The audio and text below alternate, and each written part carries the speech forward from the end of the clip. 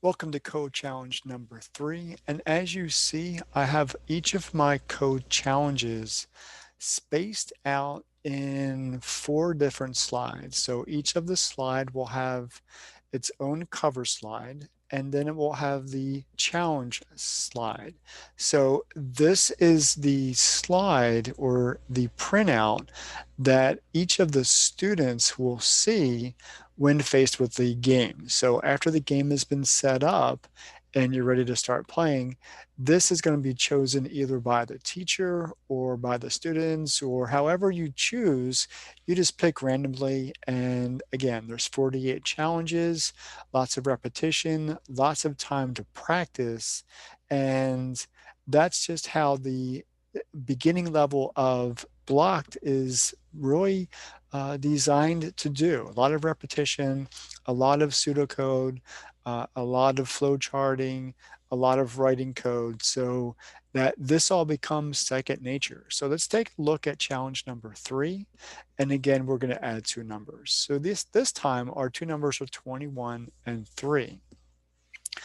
We're going to always store our numbers into variables, and throughout this particular uh, process, we're going to use num1 and num2 as our initial variables, and then for this particular example, we'll use sum as our third variable, and we'll assign that the value of 0.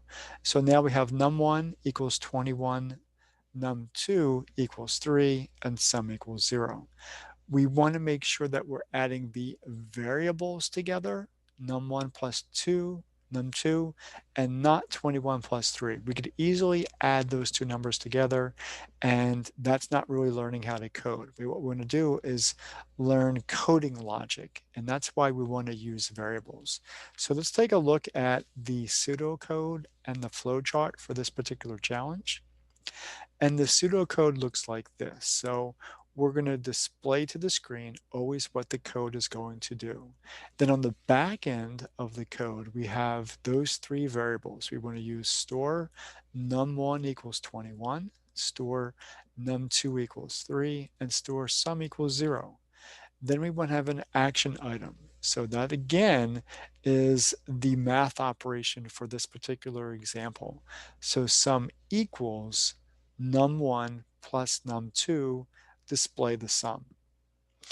In the flowchart, all of our flowcharts so far are exactly the same. We're just changing out some of the variable components, but the flow is exactly the same. We want to make sure that students are really understanding that they have to store information first before that information gets acted upon. Okay, that's very important to code, is to make sure that we have values declared or stored or prepared first before we do any action on them. Okay, and that's essential for code.